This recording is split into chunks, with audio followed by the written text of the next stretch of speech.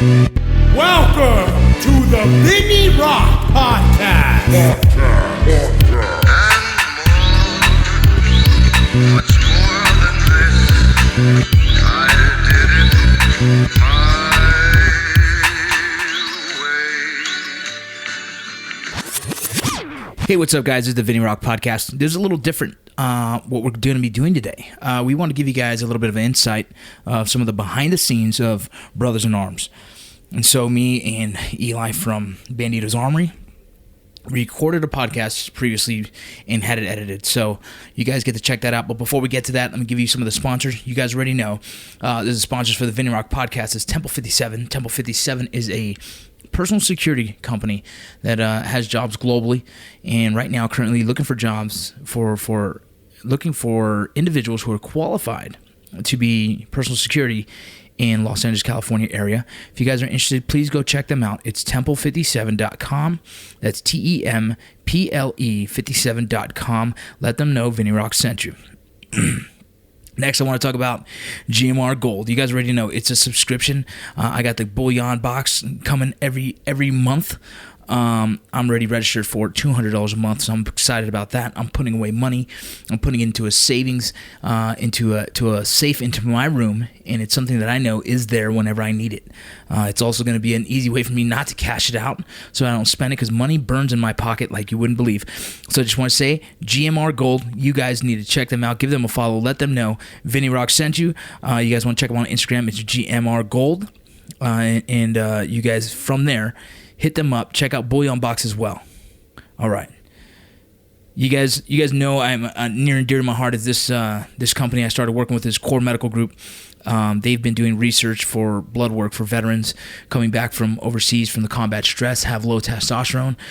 These guys are doing the blood tests out there and giving them an opportunity to get their levels back to normal.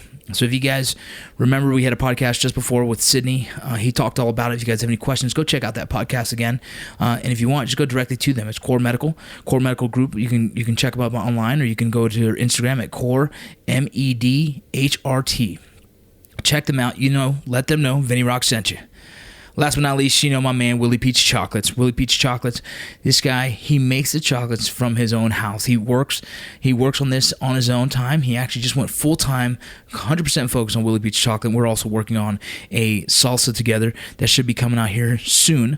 But check him out. You can go to his website at williepeachchocolates.com, or you can go to his Instagram at Willie Peach Chocolate Co. All right, guys, don't forget, let them know that Vinny Rock sent you. You guys already know my other sponsorships. I own Lead Singers Whiskey. That's going good. We're super pumped about that. You guys have questions, hit up the Instagram. We can answer anything you have. You guys know Warfighter Tobacco is always out there. My favorite right now, if you're asking me what my favorite cigar is for the holidays, I'm going to say your Victory Blend. And if you cannot afford a Victory Blend, that's perfectly fine. The 762 Garrison is my personal favorite. So if you guys are looking to get someone a nice gift for the holidays, a bottle of whiskey and some cigars, never hurt nobody. Check that out. Also, beard.com. That's BEARD.com. That is the creators and the founders of Throwbacks Barber Company here in Salt Lake City. So you guys, no more further waiting. I'm going to send you off right now. You guys can check out. This is the recap of episode 1, Brothers in Arms. Hey, what's up, guys? The Vinny Rock Podcast. This episode, we're going to talk about all kinds of weird shit. Yes, so I'm here obviously with my boy Eli. We both are United States Army veterans. Yep. I served 4 years active duty with the 2nd and 75th Ranger Regiment, had several combat deployments, and went on to do the Army Reserves, and currently still serving as a drill sergeant in the Army Reserves as a sergeant first class. And judging from your hat, a Vietnam veteran. No, this is not. This is not a Vietnam hat. This is my favorite hat because it looks like a Vietnam hat, but it's not. So that's why my wife's like, I hate that hat. I was like, I love it. Thank you for your service. Yeah. Yeah. And then we have Eli. What? Also speaking to the mic, Eli. Also an Army veteran. Yeah. 4 years infantry. Yeah. Washington 2ID 23rd. Okay. Has it been that long? I forgot already. It's like 223. That's I know I'm 223. What were you in basic? Fort Sill. I was an infantry. No, you were at Fort Benning. But which do you remember the name of it? Yours? 219 Charlie. Yeah, Charlie 219. 219 was good. Charlie Rock. Did they call that Hell's Kitchen? Yes, I think. Yeah, I think yours was Hell's Kitchen, and mine was 258. I'm not gonna lie. My basic training experience was the easiest thing in the world because I was one of the first cycles that did the. It was that transition period between. They're like, oh, we need to start. 2005 January. Oh, dude, you missed the good of the war. You were in the. You pretty much. You went to overseas. How soon after? 2007. So we still had like. Dude, you missed the 2 years of like my time was the craziest times of our career. 2004 to 2000.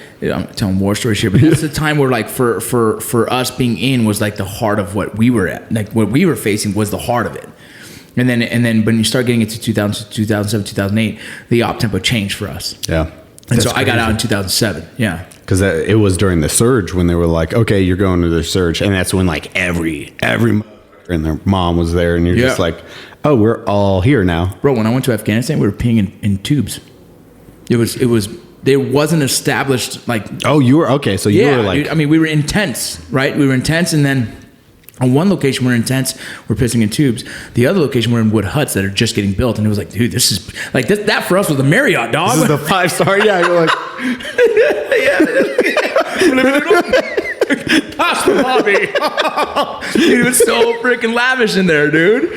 Oh man, we had the sat phone. You know what I mean? Like, oh yeah, dude. Because we lived out in sector. We lived in a cob, so we lived out in sector. Oh, nice. But when they did, when you'd actually go to base and do a rotation for 2 days at the base, you're like, it's like warm food, all the good stuff. But basic training, it was the first. It was the first experience where I think they were doing the Iraq or the overseas training kind of immersion.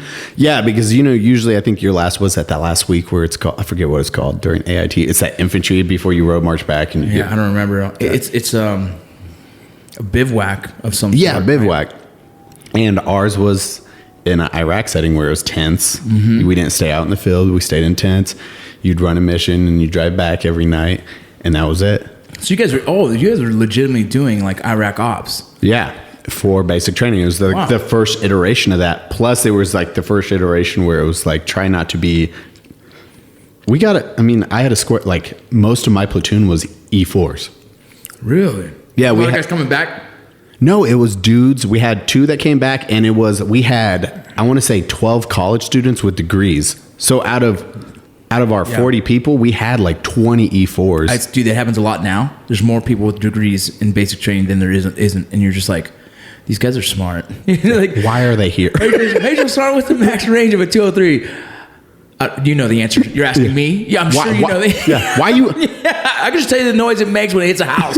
Okay? Jeez. Leave me alone. Look it up. So I was checking my notes here, man. I want to talk about like how me and Eli met. I started doing the entertainment space with a couple of my buddies. Mm-hmm. Shout out to the boys, JT, Matt.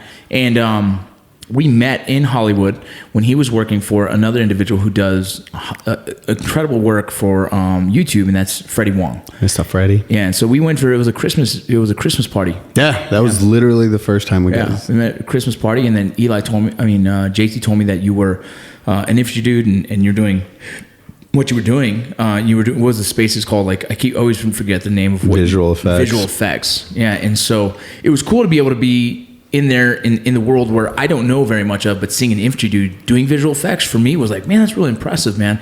And that's where I started wanting to get to know Eli a little bit more.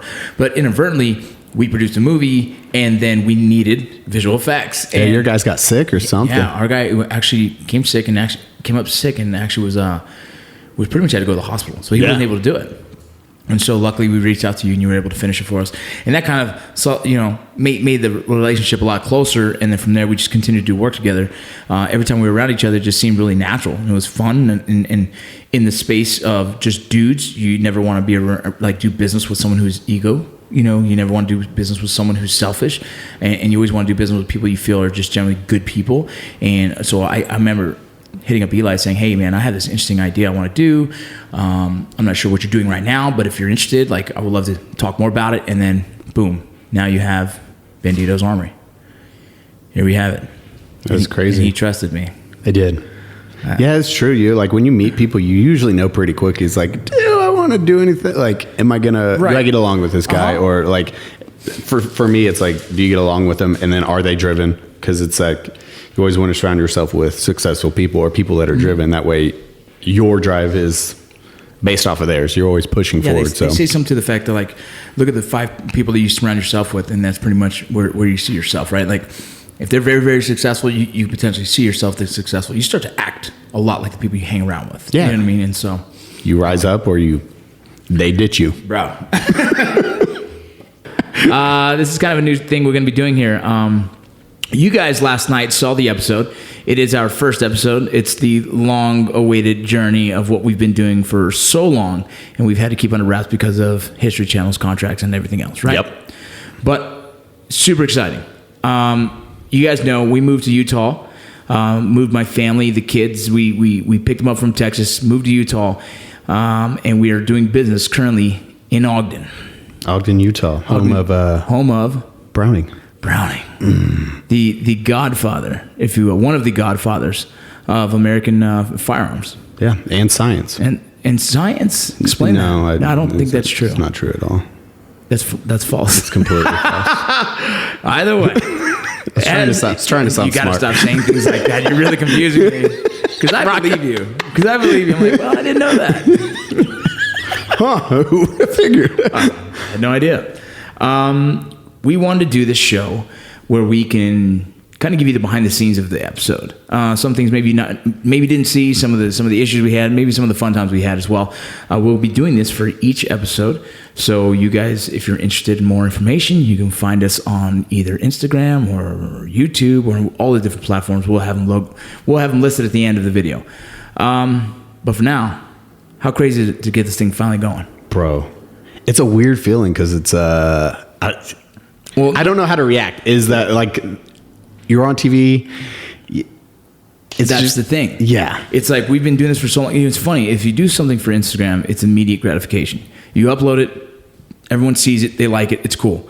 When you're filming a TV show, you film it, and it could be 2 months, 5 months, 10 months, a year later, and all of a sudden it's on there. And that is like the anticipation I've never expected, and it's frustrating to not be able to see the fruit of your labors. Nothing. You don't have control over it. It is they're filming what we're doing, our day-to-day activities, our struggles, everything. And you're just like, I don't know how this is going to work. And then you're waiting. And then it's vulnerable putting your life out there. It's vulnerable putting our business out there. We're trying to make a successful business and already a field of plenty other professionals out there doing a good job in it, right? Like, yeah.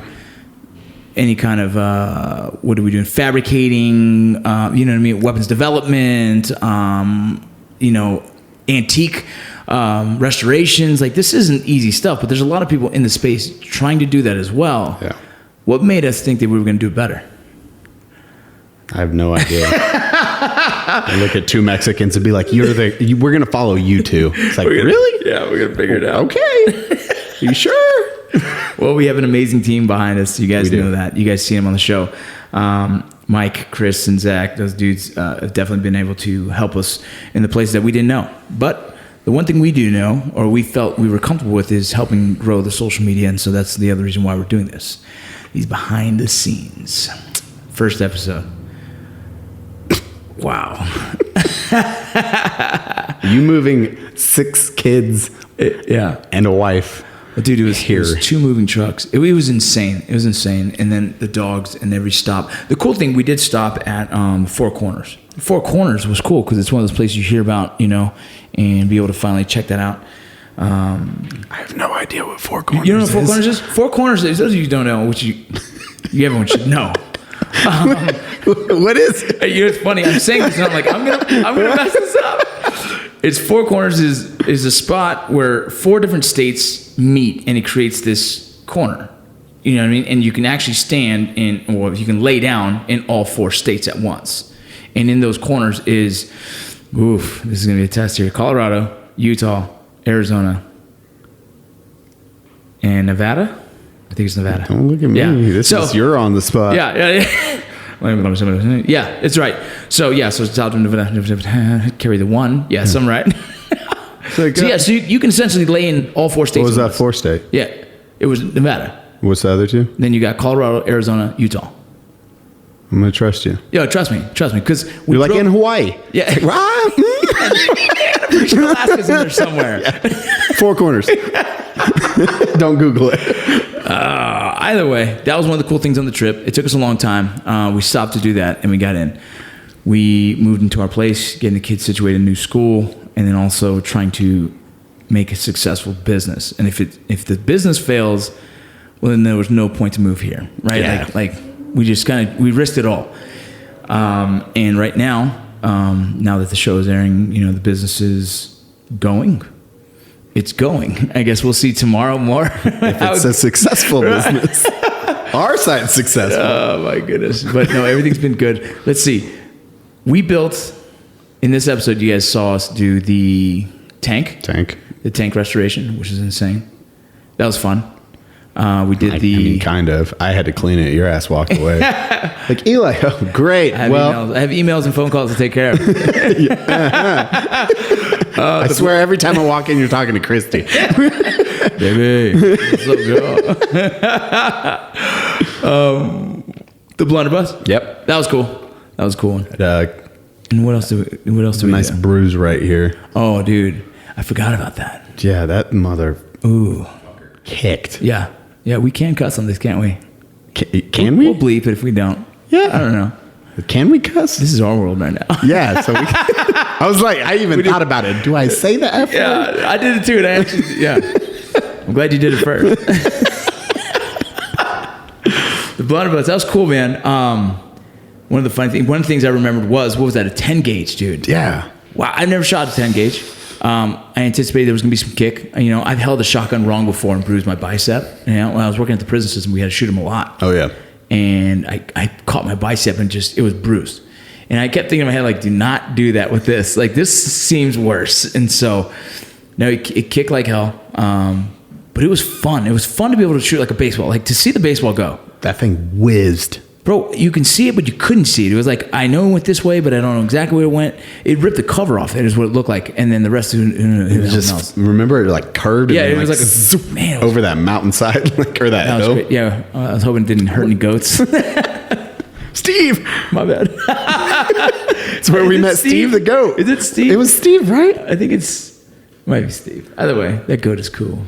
Then we changed the muzzle. We put the spread one on. Mm-hmm. Which one did we shoot the fruit with? Well, we used it was onions. It was like field onions. Dude, we had onions. We had apples. Oh my god! The onions is what made that smell like. I think the onions were spoiled, or I guess when they burnt like that. Whatever. And when you mix it with every other fruit, those things still smell like that. Did you see they're still at the office? I know. I still grab it. And I'm like, oh, God. You're just the dude, and you know it smells bad. You still every time you grab it.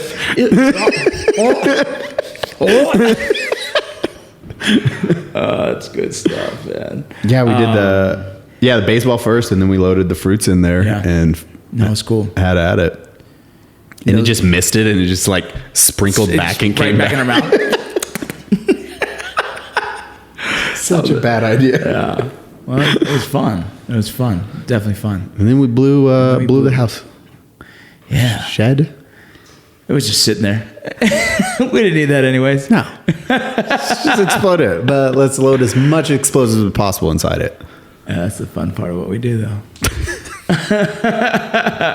And then we had the tank. Dude, Colonel Watt.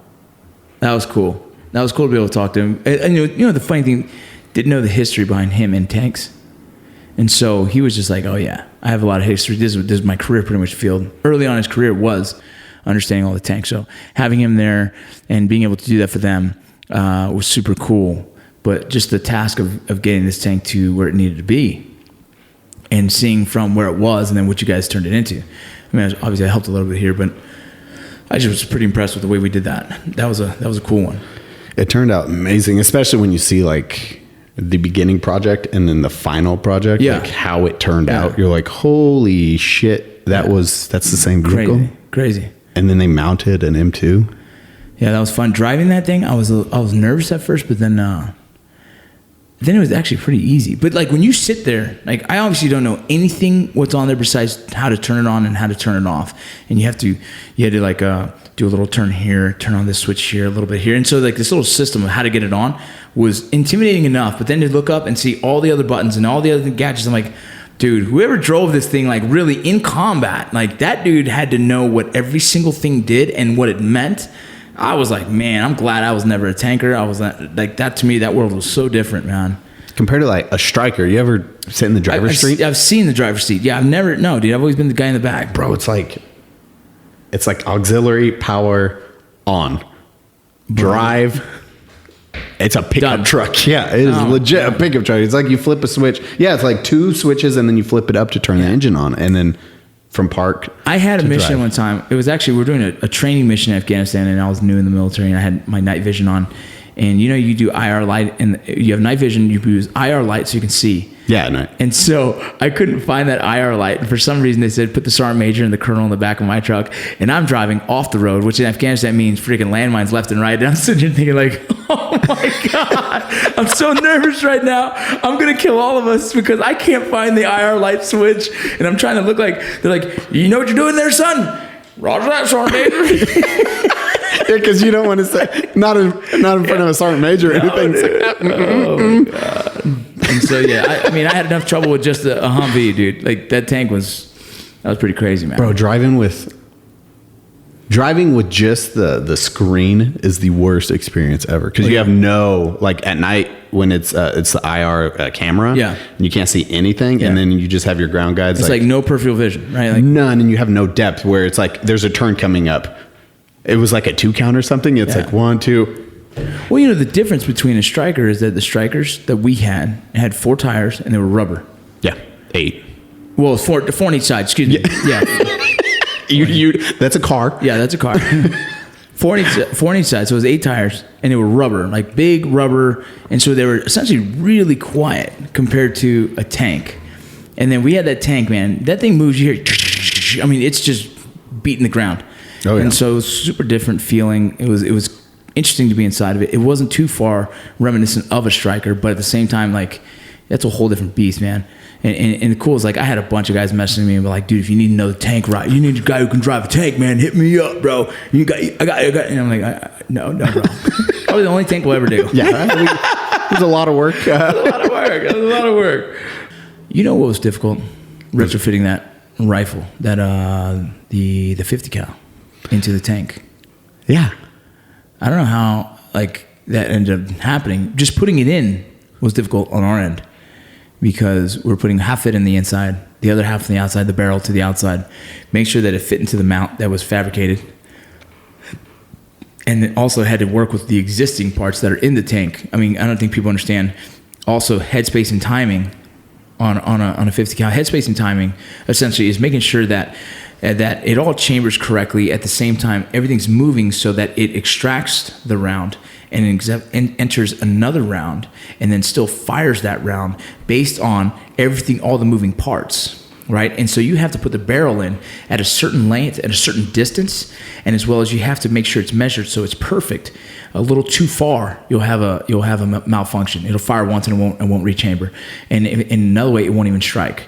And so you have this interesting dynamic of trying to headspace and time it, and that means it's pretty much. Anytime you're in combat, you have to headspace and time your 50 cal. Every time you're leaving. Every time you're leaving, if you take it off, you dismount, you take it off, you put it back on, headspace and timing. And that's to make sure that this weapon is going to fire at a full automatic rate when you need it to. And that's what it's all about. And so for us to headspace and timing in this space is hard. It was something that I've never even thought that was going to be a difficult task. And then all of a sudden, oh crap, here's something that we didn't think about. Because I have to screw in the barrel. I was screwing in the barrel. It's like, no. A little more, one more click, because you're doing off clicks too. Right, now you're doing off clicks, yeah. And then you're looking at that side peephole where it's like, okay, you're good. It's like a little more out, and then it's been a decade since I did headspace and timing. Yeah, those perishable skills you forget that you have. You know what I mean? Like, oh yeah, I used to know how to do this. It's gonna give me a minute to remember how to do this again. Look up on YouTube. It's like, dude, I remember my EIB. That's right, like the EIB, oh, yeah. expert infantry badge. Like you have to practice all this stuff, and I remember headspace and timing was one of them, and that's why I know it so well because I did it so much for that practice. Out of the way. But no, I had a good time with that one, man. It was cool seeing the guys come together and cool seeing everyone on the show and the way it turned out. It was I don't know, it was cool to see. Being a part of it has been good, and luckily, I mean, a business isn't built on two men alone. We got our counterparts. You got, Zach, Mike, and Chris, and I mean, I can't say nothing more, but these guys have been an incredible part of the team. Yeah. You know what I mean? I think it's like yin and yangs, but then we're more like puzzle pieces. Like we all are able to work off each other and fit really well. And again, even when there is some brushback or some tension, stress. Yeah, we're able to we know what the goal is. We can identify that this is a mission that we really enjoy, and I think we all seem to find our ways through it. But like Mike is really, he's like an operations. He's the guy that he's in the military term in my head. He's my sergeant, right? Yeah. He's my NCO. He's the non-commissioned officer. He's the guy that says, like, here's the mission, here's what I need to do. Can you get it done? And he finds a way to get it done. He'll direct traffic. He'll talk to the guys. He'll delegate his work down to the lowest level and make sure the work is done. And so it's really important to have a guy like him who knows his job, who knows my job, who knows Eli's job, and can really do all of our jobs if we needed to, if I had to step out. And so having Mike Davis there is really, and it helps that he's a big, intimidating dude. Yeah. Mike to me is, if you've seen We Were Soldiers, mm-hmm. Sergeant Major. Sergeant Major. Yeah. It's like, good day, Sergeant Major. What do you know about a good goddamn day? Roger Mike. Right. That's Mike. He doesn't smile, doesn't laugh. Yeah. Gets his shit done. He knows what he's doing. Which is good, man. And then you got Zach. Zach is like our mad scientist, right? Like Zach he's a little weird, quirky. He's not, but the guy knows everything and can think out of the box on everything, and which is huge for like being creatives, right? Like we're trying to create something that is different. We're trying to think outside that box. And when you have the guy who is the hands-on creative of the team, who thinks outside the box, and also is so damn knowledgeable on the history of USA, it like blows my mind how much this dude knows. He's a human Wikipedia. Yeah, and I know sometimes he's long-winded, and you guys will see this in the rest of the season. He can get a little long-winded, and we give him shit about it all the time. Sometimes. But it's because he has that much to say, and it actually is like important information. So I'm always like, you're gonna have to cut that out a little bit. Trim it down. Yeah, Eli. Can you dumb it down for me just a bit? That phrase, dumb it down, comes from 1862 when it's like, oh God, here we go again. I love it, man. I love it. That's so funny. I like when he repeats something we said to Chris, as if Chris doesn't understand our language. Like, hey Chris, I'm going to need you to do this, and he goes, oh Chris, what he needs you to do, and I'm like, I just said the same way you did. Like, what made you think you had to interpret that for me? He doesn't. But he says the same sentence. Yeah, but him and Chris work so well together. Somehow it's true. He knows how to talk to Chris, and Chris has his own language barrier with us. Chris doesn't know how to talk to anybody. Oh my God, those two work together real well, though, man. Like it's they're their own yin and yang. Shoot, that's exactly what it is. Yeah, Chris. It's amazing when you if you judge a book by its cover, and you're gonna say Chris is, who knows what Chris does. Like if you just go into our shop and say, what does Chris do? Like, I don't know, he looks like a hardworking dude, but I don't know. No, that guy is the brains of all the machinery. Like the machinery. He understands how to fabricate stuff out of nothing. I've watched him use those computers. Have you seen those computers? You know all the math that goes into those computers and everything else. And the CAD systems and everything. I'm like, there's no way he really knows what he's doing. He's the dude that you would be sketched out if he was like, oh man, I can make that for you. It's like, I don't know. It's it's a very important part on a car. I need a snorkel. I need an orange, and you're like, what are you gonna make with that, Mike? Yeah. I'm gonna make it explode. Yeah. Make it big. So what we need here is we're gonna fabricate a piece of metal. My favorite. Yeah. Oh man, one of the things he says. I can't wait. I can't even talk about. I'm gonna talk about that one thing he says. We'll just wait. All the things he says. He has so many good ports. Watching Chris work on the diesel engine, because it's like a semi truck. You just kind of know what it is. They're all the same. And you're like, I love that guy. I love that guy. Everything he does. Oh, he is popping out of the fucking thing. Yeah. Everything. You're just like, it's super funny. oh, he's working on the engine, and then he's a genius at what he does. Yeah, he is. You just don't know it from when he speaks. Yeah. Probably the biggest challenge besides retrofitting that 50 cal was the track. I didn't realize how heavy the track was. I've heard people talk about the tracks and like, oh, we threw a track and how painful that was, but crazy to see what that was like, trying to put that on, how heavy it was, and then when we finally got it close, still needing, that one tool fabricated just so we can get it tightened and loosened. Yeah, just to have the track do that half inch or whatever. It's like exactly. an inch. That was something that we had Chris do. Chris, if you guys, we call him Chris or McCafferty. I don't know, everyone calls him different names, but you guys might know him as McCafferty. But Chris McCafferty is the one who actually fabricated that so that we can actually loosen and tighten the track. And that's when we finally were able to get it done. That's what we used. We used that tool to actually get it done. And boom, there you have it. Now we have a track on an old damn tank. I mean, he's the one that... remember, it was sideways when we laid the track down. We were like, okay, how do we lay this out? How do we even rotate this thing? Because it is 2,500. It's a ton. Yeah. And you're like, this is not moving. He's the one that actually was like, well, we'll get the forklift. He used a forklift. He pushed it out. Him using a forklift is like someone using chopstick on sushi. Like this dude is like skilled. We used the forklift, and then he was like, well, now we need to flip it, so we're going to use them tight thingies.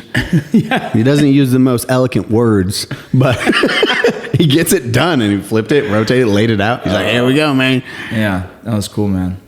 Dude, he crushed it. Yep. One more thing I wanted to hit. All right.